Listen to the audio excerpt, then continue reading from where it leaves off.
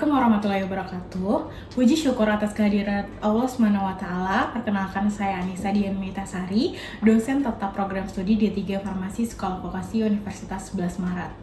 Video ini dibuat untuk melengkapi persyaratan dalam pengajuan sertifikasi dosen gelombang 1 tahun 2025, yaitu pernyataan diri dosen dalam unjuk kerja Tridharma Perguruan Tinggi PDD UKT-PT dalam bidang pengajaran. Mata kuliah yang akan saya ambil sebagai contoh dalam video pembelajaran adalah mata kuliah inti program studi D3 Farmasi, yaitu perbekalan farmasi rumah sakit. Mata kuliah perbekalan farmasi rumah sakit memiliki bobot mata kuliah tatap muka sebesar 1 SKS. Mata kuliah ini disampaikan dengan metode DIA, yaitu Delivery Interaction Assessment. Deskripsi pada mata kuliah ini adalah pembelajaran yang dirancang untuk membekali mahasiswa dengan pengetahuan, keterampilan, dan sikap profesional dalam mempelajari sistem pelayanan yang dilakukan oleh bagian farmasi di instalasi farmasi rumah sakit sebagai bekal dan dapat diaplikasikan mahasiswa dalam kuliah magang mahasiswa di rumah sakit dan dalam dunia kerja nantinya. Pokok pembahasan pada mata kuliah ini meliputi dasar pelayanan farmasi di rumah sakit, standar pelayanan kefarmasian, formularium rumah sakit, panitia farmasi dan terapi, distribusi sediaan farmasi di rumah sakit, pharmaceutical care di rumah sakit, dan sarana pelayanan farmasi lainnya. Kegiatan pembelajaran berlangsung selama 16 minggu sesuai dengan kalender akademik dan dirancang untuk mendukung capaian pembelajaran lulusan serta capaian pembelajaran mata kuliah. CPL pada perkuliahan ini mencakup 3 domain utama, yakni sikap, pengetahuan, dan keterampilan umum, serta keterampilan khusus. Adapun CPL yang diintegrasikan dalam pembelajaran mata kuliah di antara lain keterampilan umum nomor 3, yaitu mampu memecahkan masalah pekerjaan dengan sifat dan konteks yang sesuai dengan bidang keahlian terapannya didasarkan pada pemikiran logis, inovatif, dan bertanggung jawab atas hasil secara mandiri. Yang kedua yaitu keterampilan umum nomor 5, yaitu mampu bekerja sama, berkomunikasi, dan berinovatif dalam pekerjaannya.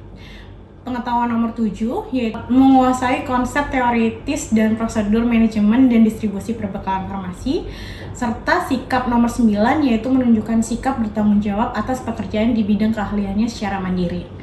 Referensi yang digunakan pada perkuliahan ini diantaranya adalah Permenkes nomor 3 tahun 2020 tentang pelayanan farmasi, Permenkes nomor 72 tahun 2016 tentang standar pelayanan kefarmasian di rumah sakit, buku farmasi rumah sakit yang ditulis oleh Siregar dan Amalia, buku manajemen obat yang ditulis oleh Satibi, serta kasus-kasus aktual tentang farmasi di rumah sakit yang diakses di jurnal internasional dan nasional yang terakreditasi.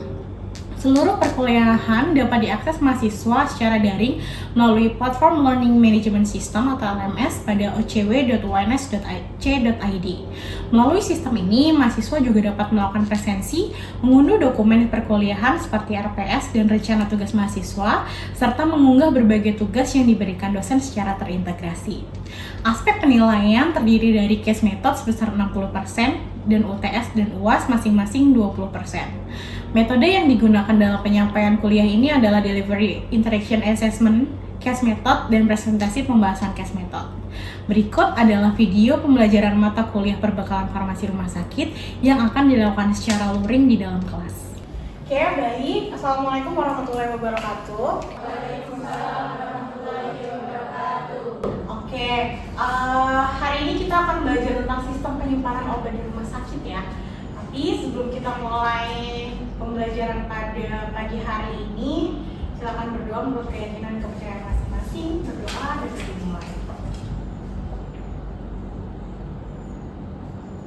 Dapat dihadiri?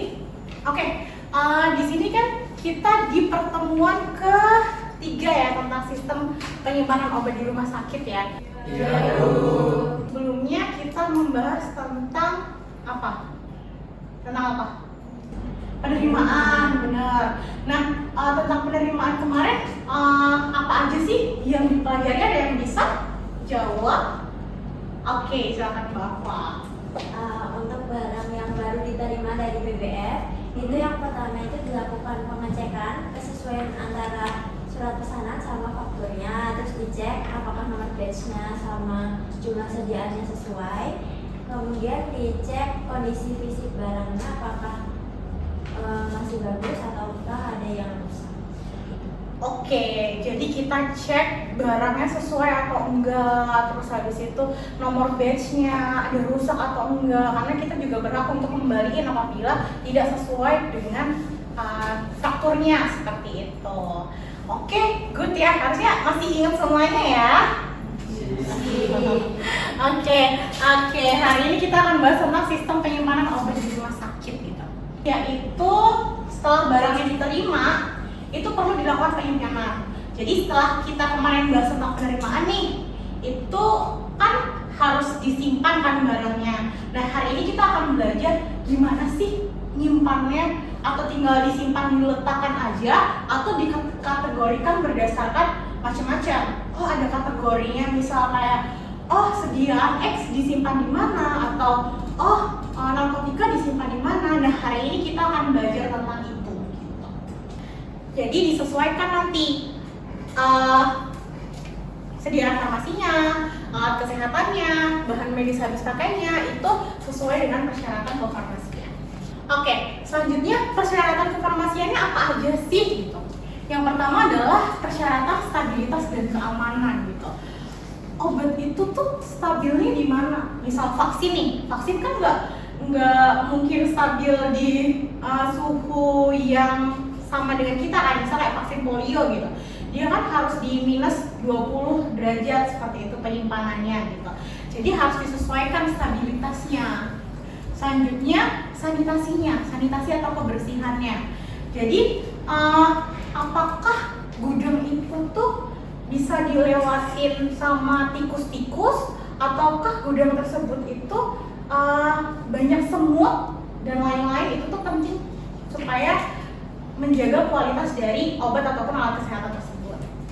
Selanjutnya adalah cahaya. Beberapa obat itu tidak boleh terkena cahaya matahari langsung, sehingga harus diatur nih cahayanya. Selanjutnya kelembapannya apakah ikutin suhu ruang, ataukah harus di kulkas, ataukah harus di freezer, itu harus disesuaikan. Selanjutnya ventilasi dan juga penggolongan jenisnya seperti yang saya tadi katakan. Apakah dia narkotik, apakah dia ada merupakan obat-obat tertentu, psikotropik, dan juga apakah dia alat kesehatan yang memang reagen khusus yang memang perlu disimpan di suhu tertentu, ataupun alat kesehatan yang udah bisa disimpan di suhu ruang aja, itu harus digolongkan. Nah, kita akan belajar tentang itu. Ini penyimpanan sesuai dengan jenis sediaan. Tadi ada tablet. Kalau tablet kira-kira disimpan di mana? Suhu ruang ya. Kalau tidak ada ketentuan khusus, tablet disimpan di suhu ruang. Selanjutnya sirup disimpan di suhu ruang juga apabila dia tidak ada ketentuan khusus gitu. Biasanya kira-kira rak sirup ini sama tablet, yang bawah yang sirup apa yang tablet? Sirup ya, soalnya dia lebih berat ya kan ya, karena tablet lebih ringan sehingga ya aman aja ketika dia ditaruh di atas. Takutnya kalau berat dia akan nggak mampu raknya. Selanjutnya suppositoria.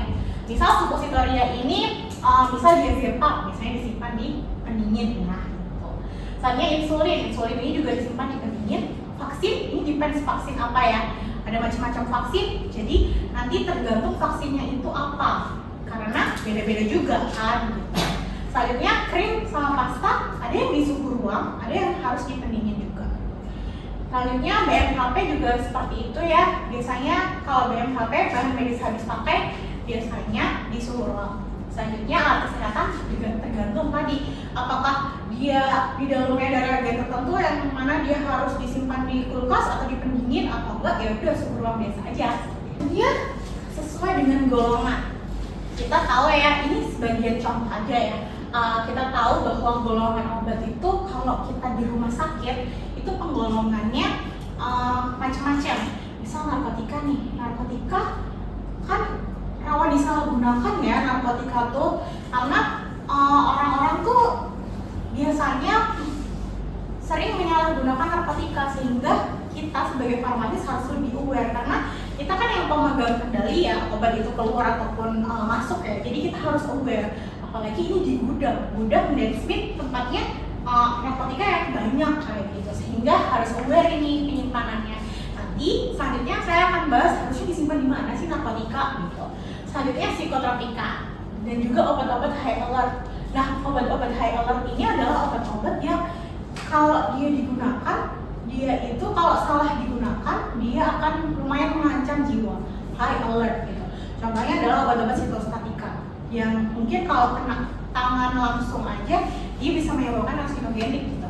Dia memiliki sifat karsinogenik gitu. Jadi harus disesuaikan penyimpanannya. Selanjutnya obat generik, biasanya rumah sakit akan membedakan obat generik sama branded ya. Karena mungkin obat generik tempatnya di sini, obat branded di sini, biasanya dibedakan raknya. Gitu. Jadi nanti kalau kalian magang, biasanya rumah sakit itu akan menyimpannya itu beda-beda. Mungkin di rumah sakit X disimpan di lemari, kalau di rumah sakit dia disimpannya di rak, itu nanti akan beda-beda gitu. Cuman biasanya mereka akan tetap mengikuti kaidah yang ini gitu. Kaidah bahwa misalnya narkotika memang harus disimpan disendirikan, psikotropika juga, high alert juga harus ada tandanya. Seperti itu harusnya sesuai dengan Permenkes yang terbaru di tahun 3 tahun 2020 ataupun di Permenkes nomor 72 tahun 2014. Oke, ini adalah ketentuan sarana dan prasarana di gudang. Jadi gudang itu nggak kayak cuman disimpan, ditaruh gitu aja, enggak. Tadi kita kan di awal udah mendengar bahwa kayak obat-obat itu beda-beda sediaannya, sehingga harus disesuaikan juga kan gitu. Sehingga gudang ini juga harus memiliki ketentuan khusus. Bisa tersedia rak atau lemari dalam jumlah cukup untuk memuat sediaan farmasi, alat kesehatan, dan BMHP. Jadi nggak ditaruh, kira-kira boleh nggak ditaruh langsung di lantai? Oke, kenapa kira-kira nggak boleh diletakkan di lantai langsung?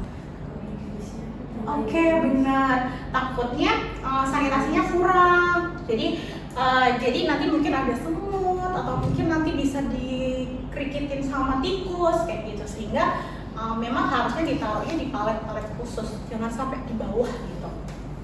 Terus habis itu jarak antara barang yang diletakkan di posisi tertinggi dengan langit-langit itu minimal 50 cm. Jadi saya kasih gambaran dulu seperti ini. Jadi di sini ini kan nggak nampak langsung di bawah ya. Dia ada rak palet khusus gitu. Nah ini biasanya kayak harus ada jedanya gitu. Jangan ditaruh di bawah seperti itu. Selanjutnya sama yang di atas. Ini tuh nggak boleh mepet sama yang di atas plafon kayak gini. Dia harus ada jedanya at least setengah meter atau 50 cm gitu. Sehingga yang dari atas mungkin ada laba-laba, mungkin juga semut juga, dia tuh nggak bisa nyampe ke karton atau kardus itu, sehingga lebih aman gitu. Dan juga untuk kayak kalau mepet tembok itu kan kayak rawan bisa ada hewan lain yang nempel di situ gitu. Terus tadi tersedia sistem pendingin yang menjaga suhu ruangan di bawah 25 derajat Celcius. Sehingga nanti kalau kalian di rumah sakit,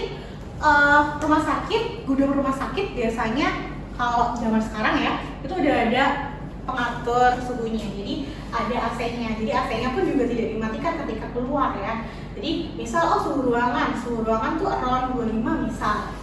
Yaitu akan di maintain suhunya segitu. Bahkan biasanya akan dicek selama berkala. Misal pagi dicek suhunya berapa, kelembapannya berapa. Nanti misal siang juga dicek dia berapa kelembapannya, suhunya berapa. Kalau sampai turun, berarti harus perlu di maintain nih gitu. Selanjutnya adalah tersedia lemari pendingin dan cool box.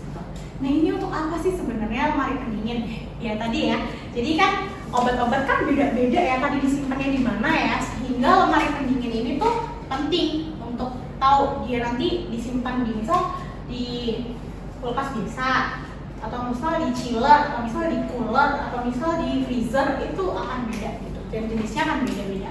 Dan juga cool box. Cool box ini fungsinya adalah untuk misal membawa obat dari gudang ke instalasi rawat jalan misal gitu. Dan juga ruangan harus bebas dari serangga, binatang pengganggu, dan banjir. Terus juga terdapat termometer terkalibrasi. Jadi termometernya itu harus terkalibrasi. Maksudnya terkalibrasi itu akurat dia. Misal dia 25 derajat, ya berarti di situ 25 derajat. Jadi akurat. Jadi tadi contohnya, ini apabila gudangnya besar ya, terdiri dari banyak karton-karton. Ini ada palet bawah. Selanjutnya atasnya juga dia ada rongga. Tadi kan beberapa obat itu dia harus disimpan di suhu tertentu gitu ya. Nah, gimana nih kalau listrik padam nih? Nah, di sini saya akan jelaskan apa fungsi cooler tadi juga yang tadi sebelumnya, kok ada cooler buat apa gitu.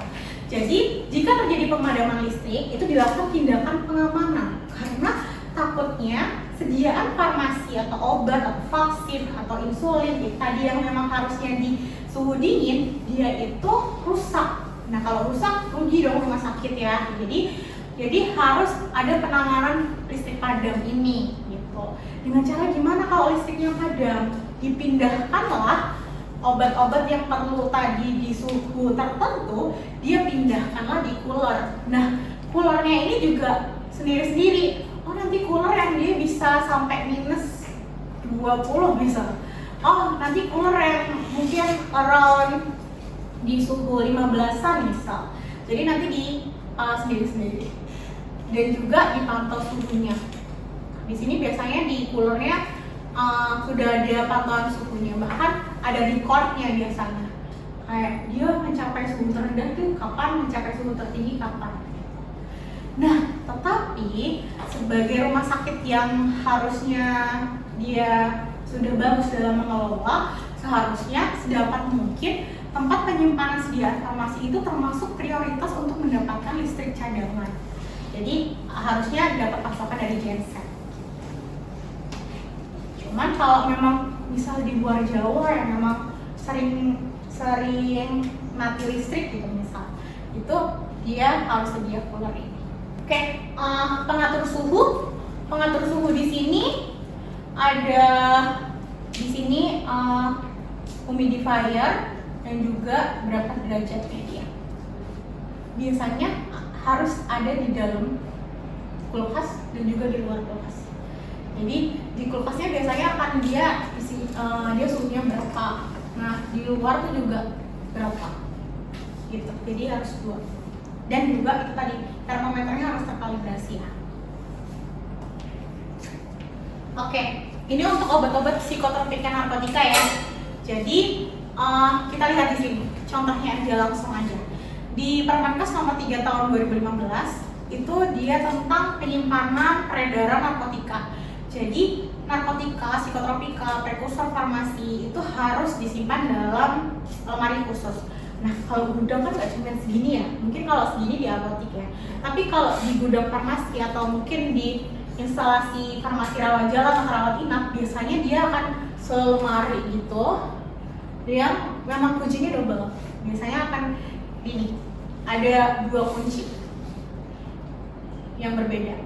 Terus diletakkan yang aman dan tidak terlihat oleh umum, makanya putih. Biasanya kan tembok di rumah sakit warna putih, nanti menyesuaikan lah ya. Gitu. Dia warnanya biasanya akan lebih samar. Dan beberapa nggak ada tulisannya lemari narkotika gitu. Cuman di beberapa ada tulisannya lemari narkotika.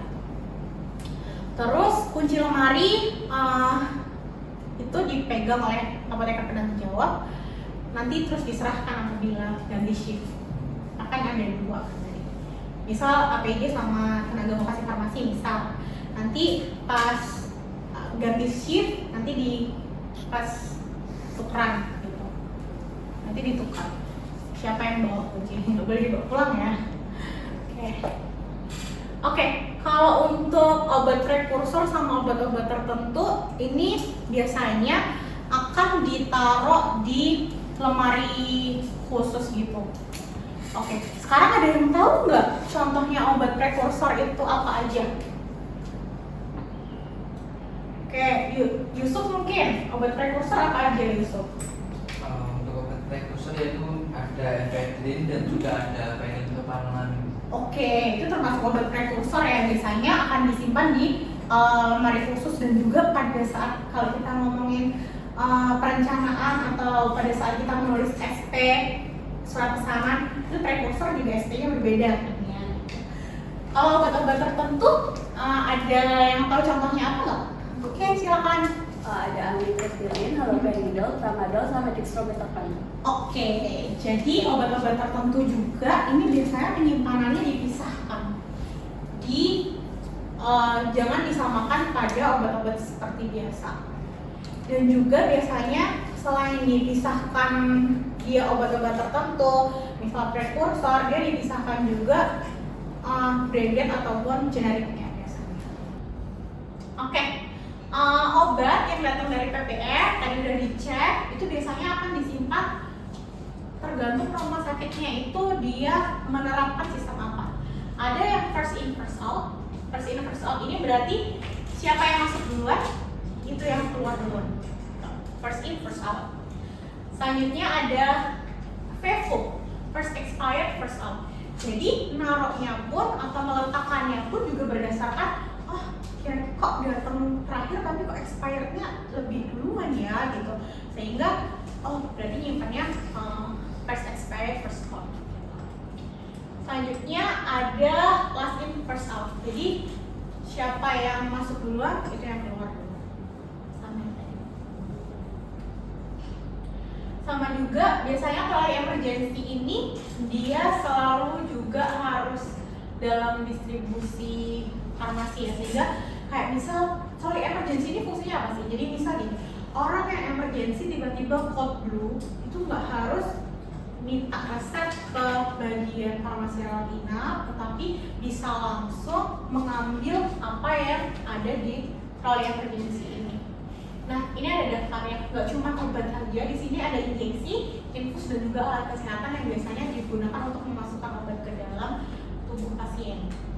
Nah ini juga harus di-maintain apakah dia sudah terbuka ataukah dia masih tertutup, dan biasanya juga harus ada daftar expired. Takutnya dia kan lama nggak kepake, takutnya ternyata dia udah expired kayak gitu, sehingga ini juga perlu di-maintain penyimpanannya.